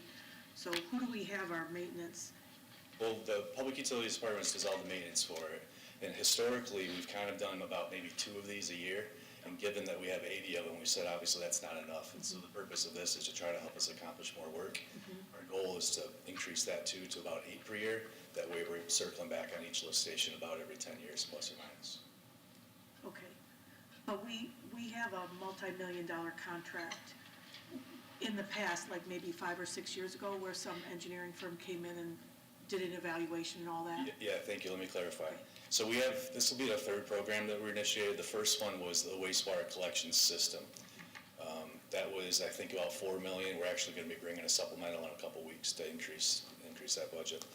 The other one, I'm sorry, wastewater collection system, that was the $18 million one that we did, that we talked about in one-on-ones. We also have a water and a reclaimed water program. That one is about $4 million, and we're going to be bringing back a supplemental for about $4 million. Lift stations are kind of unique, and so we thought with 80 of them that seemed enough to warrant its own separate program, and that's kind of why we're heading in this direction. Do we ever add or take offline lift stations, decommission ones? We're constantly looking at them. As part of our master plans, we review where the growth is at, whether generally we have to maybe increase capacities of them. If for some random reason they're not being used, which I can't quite think of one, I suppose we could take them offline, but we wouldn't just go ahead and do it. We always want to make sure we're looking that we have the capacity to support all the development within the city. And what kind of ordinance change or update are you thinking? We don't feel as if we have a very good handle on private lift stations, and so there are a number of lift stations out there that we don't own or operate, and so we want to add a little bit more detail, I suppose, to our ordinance, just to kind of strengthen that respect. Would that like protect us with, if a hurricane came and compromised everything and we'd have no control over private lift stations? I'm not sure. They're not in our control, no. I mean, we don't own them, we don't operate them. Some of them, if there is a spill, the public would notify Public Utilities, we would respond and we would address the spill, and then we would end up billing whoever that owner was. How many of those do we have about private? I can't answer. That's actually part of why we want to look into it and find out where they all are. Okay. So if there was a spill with a private lift station, we'd have no way of really knowing unless the public alerted us? Well, I mean, essentially, I would assume the public would see the spill and they would contact us thinking it's ours, right? And we would respond just like we do for any spill, and we would clean it up and we would address it and get it back to normal, and then we would send the bill to the owner. But as I said, I don't have a list that I could show you of these are all the private lift stations, and that's kind of what we want this program manager to help us identify. Okay. Are there like required inspections of lift stations, like certification every year that they're functioning properly by the state or the county? Well, again, for ours, we do. Yeah. But again, that's why we want to look at the ordinance and see if we can modify it a little bit to make sure that is happening. Okay. Yeah. Great. Thanks. Anything else? Consent? Yeah. Thank you. Thank you. Solid Waste 8.1. Authorize a purchase order to Trane US for the purchase of heating, ventilation, air conditioning services. Morning, Mayor, Council. Peter Bardo, Assistant Director of General Services. The item before you is for the purchase of HVAC services associated with replacement and repair parts for HVAC units citywide. This contract is being sourced through Piggyback, as well as authorization for West Florida Trane to perform all maintenance on Trane equipment, as they are the sole and exclusive agent for Trane USA, Inc. For Trane heavy commercial air conditioning products for Pinellas County. I'd be happy to take any questions. Any questions, comments? Consent? Yeah. Thank you. 8.2, please. Authorize purchase orders to multiple vendors as listed for the purchase of heating, ventilation, air conditioning, replacement, and repair parts. Peter Bardo, Assistant Director of General Services. The item before you is for the purchase of HVAC replacement and repair parts to multiple vendors that are not available on contract and will be monitored by General Services and Procurement. This request consolidates the authorization to utilize a properly sourced piggyback contract and obtain quotes for small purchases and micro purchases from authorized local distributors. I'd be happy to take any questions. Questions? Consent? Yes. Thank you. 8.3. Declare list of vehicle and equipment surplus and authorize disposal through auction. Good morning, Perry Conzen, Fleet Manager. On August 4th, 2022, Council approved the vehicle replacement list for fiscal year 2023, authorizing purchase of replacement vehicles and equipment. This agenda item is requesting Council to declare surplus the vehicles and equipment detailed to be replaced per the list and authorize disposal via auction through Tampa Machinery Auction of Tampa, Florida. Any questions? Yes, ma'am. When these vehicles go to auction, what account do the proceeds go into? Do they go into a specific department's account or general funds? The general funds. Okay. Anything else? Consent? Yeah. Thank you. City Clerk, 9.1, please. Appoint Francis Bugaj to the Marine Advisory Board with a term to expire May 31st, 2027. Council members, Ms. Battaglia was serving on the board and was not interested in reappointment, and we did have one applicant on file, and who is Ms. Bugaj. Okay. Any questions or comments? Okay. Consent? Yes. Thank you. 9.2, please. Appoint Linda Byars to the Neighborhood and Affordable Housing Advisory Board with a term to expire May 31st, 2027.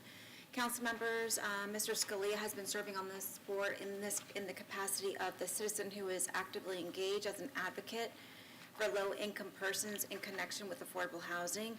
It is a difficult category to fill, it's a specific category, and so we had one applicant who just happens to work for the city of St. Pete, was a former city employee, who also lives in the city, within city limits. So Ms. Linda Byars is being presented as a potential applicant. Great.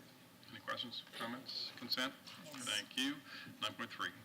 Appoint Mohammed Abdur-Rahim to the Brownfields Advisory Board as the resident representative with a term to expire May 4, 2027.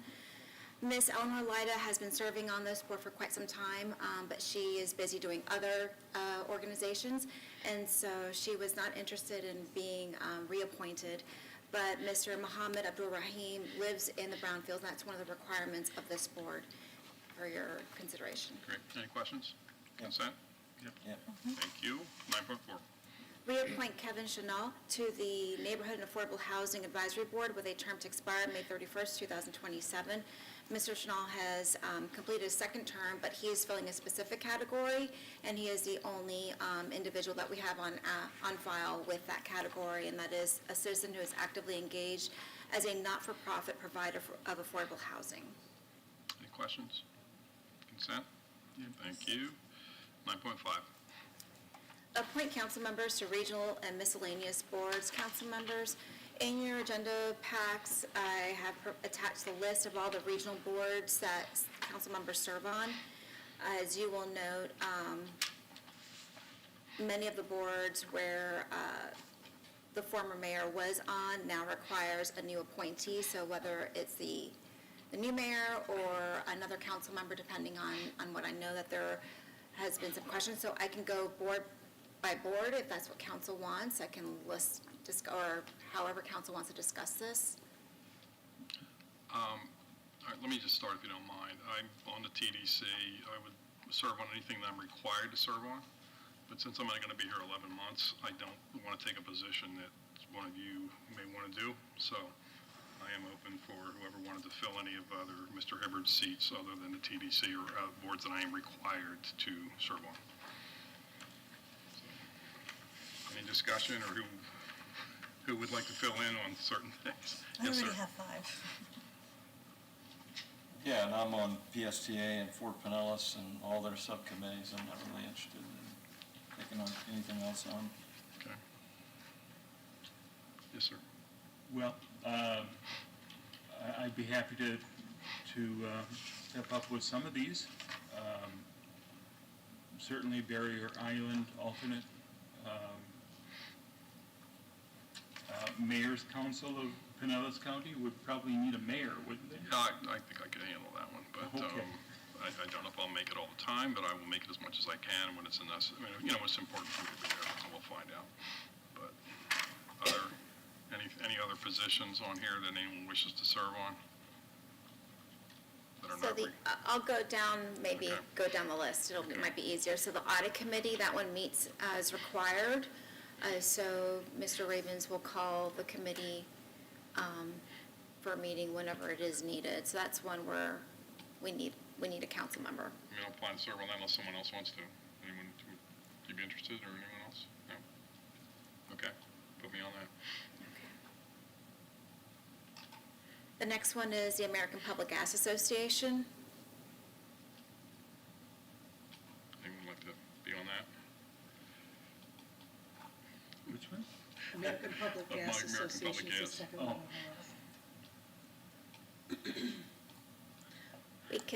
We'll go back to it. How's that?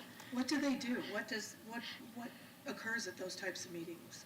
I'm not sure exactly what occurs at the meetings. I know that the mayor or whoever has been appointed to this committee, they meet a few times a year, and typically it's either a conference somewhere out Midwest. They do go to DC and meet with our constituents, and they have, I think, a conference in DC as well. But obviously it is geared to the public gas system. Okay. So, But we don't have to decide today, so at least I can have some consensus on some of the other items, and wherever we don't have consensus, I'll update the agenda item for further discussion on Thursday. Next item I have Mayor's Council, so Mayor Onks is going to take Pinellas Collaborative Committee, and they meet as needed as well. I can find out and see when was the last time that they've met, but And what do they do? good question. I will have details regarding that board. Collaborate. I'll get some information for Thursday. Okay. Let's see here. Then we have the Pension Advisory Committee. So that is one that's a city meeting. It does meet on the second Thursday here in Chambers at 9 a.m.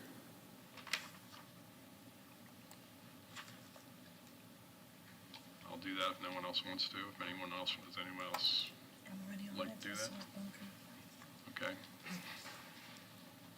Okay. Isn't the Tampa Bay Regional Planning Council dissolving at the end of the calendar year here? Like in December, isn't it?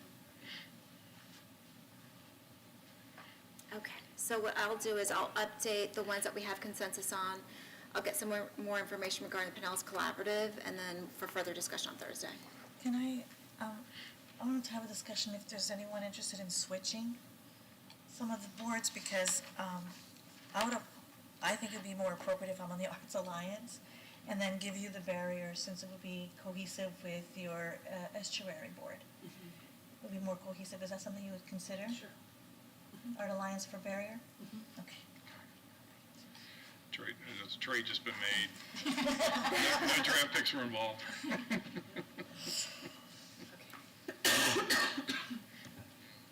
Okay, any other comments or questions, or, so what do we have to fill still?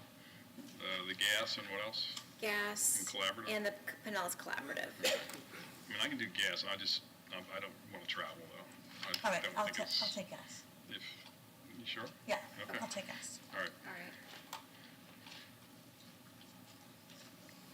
All right, then we'll talk about the other one when we get a little more information. Thank Anything you. else on this item? Okay. Well, this will be effective, so Lena, like the fourth Wednesday of the, so things will start in May, right, later this May? Right. Okay. Do you want to start in June, so it's clean? It does, both of us have them the last week of the month for, Okay, so May. it's fine. Yeah, it's May. I'm okay with May. Okay. Okay. Any other discussion? All right, thank you. City Attorney, 10.1. So this is a city attorney item. It is for a one-year renewal extension with Jolley Trolley. The current agreement expires the end of July of this year. It is going to be a one-year extension with a new term of July the 31st, 2023 to July the 30th of 2024. Since 2012, the city has had an agreement with Jolley Trolley for really the temporary location at 410 North Myrtle Avenue. Jolley Trolley will be responsible for direct costs, which is utilities, landscaping, and building maintenance. and the property is in the Greenwood CRA.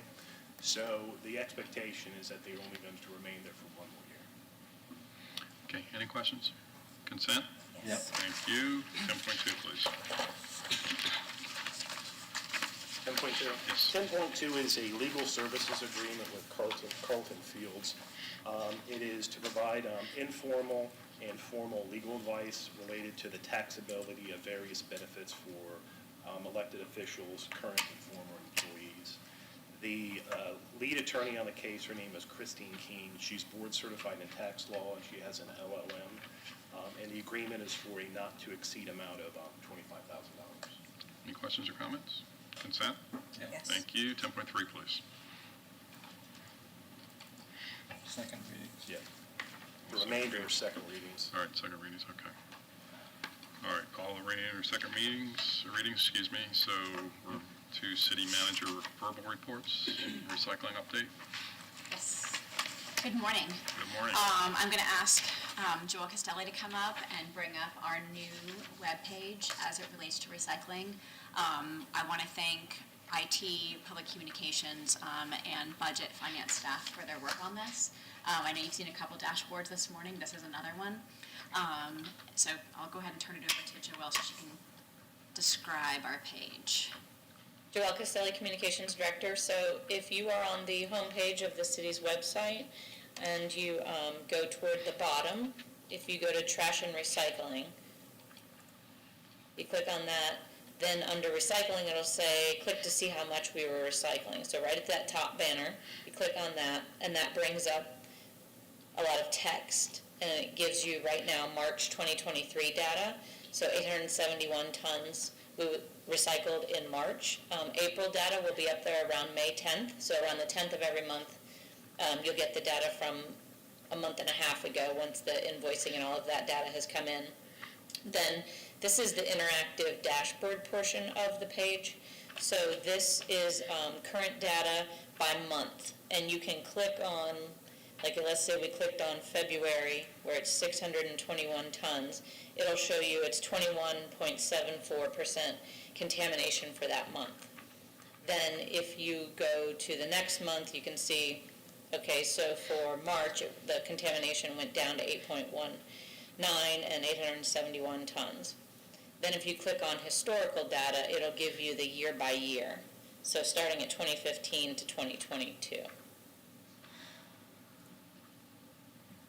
And there you can see in 2022, the contamination rate was 23.75%.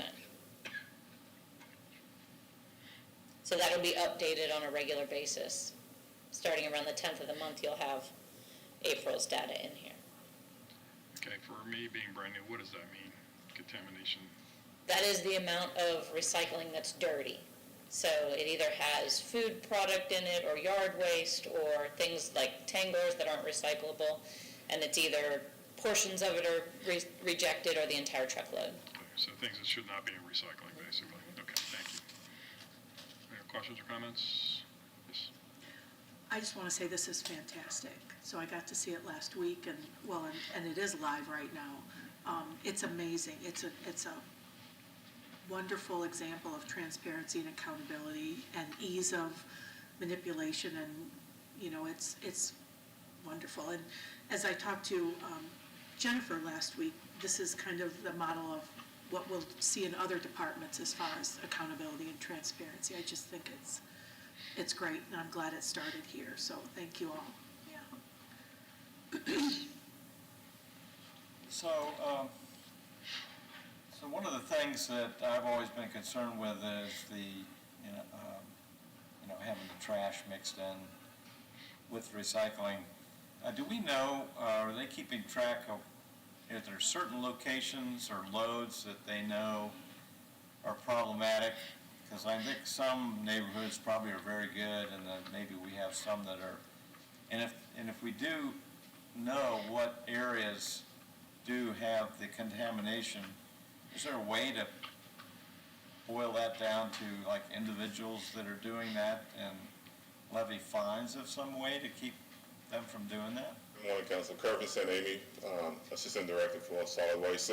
So we have an idea. We're trying to document those areas right currently. So we're working on that internally to kind of provide the document, the data to city manager. But we don't have solid document right now. But we're working on that right now.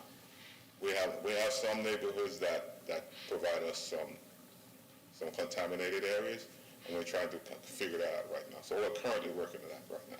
Okay, because what it is the people that are contaminating is causing everyone else to pay for them. I mean, because we either get rejected and then have to take it somewhere else, and I would like to see something done with that if we can boil that down. Yes, whenever we take the loads to Waste Connection or wherever we take the recyclables, it's based on percentage. So we could take a tractor trailer of 10 tons, and they don't separate it based on percentage. They try to reject the whole load. Yes. So we're working internally. We started our program where we try to segment some of the contaminated products in-house before we send it to Waste Connection. So we're trying to do some internal work ourselves before we take it to Waste Connection also. So which kind of why the data is kind of showing the numbers are kind of reducing a little bit. Thank you. So is this an education process where people are just making mistakes, or are people just using the recycle bins for extra trash that they can't fit in their trash? A little bit of both. We believe that some of our residents don't take recycling as serious as some does, and they use the blue barrels as the trash containers. It's very difficult for drivers to kind of identify it because it's a closed lid that they dump, and it's a little bit after the fact. So it's a little bit of both. Okay. And again, being new, what percent? I put my recyclables out every Monday. Is 100% of that being recycled right now? That is correct, sir. Yes. Yes. 100% of it is recycled. Okay. Just questions that people are asking me, and I'm new to it, so I don't really know. Everything that's hit the recycle trucks, we are sending it to Waste Connection. Okay. All right. Thank you. Yep. All right. Any other questions or comments? Yes, ma'am. Just one other thing on that. So we're going to continue to use data to help drive in terms of what we're going to be doing for recycling. So this is just the first step. As mentioned at the last work session, we did have a request for proposals to negotiate, and that closed at the end of the month. We do have 2 prospective vendors that we are going to be negotiating with to hopefully come forward with a contract regarding single-stream recycling. So that will be coming forward probably not until July. As you remembered, we are working with a consultant, and he has estimated that he needs about 60 days to negotiate these 2. So just in terms of managing expectations, we expect that to be coming forward in July. And that's also when I know the council had asked for us to bring forward the conversation about issuing credits, and we plan to do that at the same meeting. Okay. Thank you. Any other reports? Yes, ma'am. So I just wanted to clarify that 100% is being recycled each week. That means 100% that's not contaminated, correct? Or is it every single thing that's being picked up that goes in the recycle truck is going over to Ybor to be Yeah, but they may reject it. over there? So Waste Connections may reject the load if they find that it's contaminated to a certain degree. As of the last, when the contract with Waste Connection was sent out, we got feedback from them that, hey, your loads are coming contaminated. We did some internal work internal to try to mitigate that a little bit. So for the last 3 or 4 weeks, we have not gotten any feedback from them stating that, oh, those have been contaminated. So when they get a contaminated load, what do they do with it? They would send it to Waste Pinellas County, Current Energy. So they don't send it back to us? No, sir. Okay. Thank you. Okay, anything else, City Manager? Okay, City Attorney, verbal reports? None? Okay, any new business for items not on the agenda? No? All right. I'm enjoying learning more about the affordable housing, workforce housing, and Ms. Sanderson helping, and council being there at the meeting the summit on Friday. It was a good, unfortunately I couldn't stay past the lunch hour, I had another appointment, but still learning a lot on that, and I think we're moving in the right direction, and that's applaudable. Anyway, good meeting today, and we look forward to seeing everyone on Thursday evening. So this meeting is adjourned.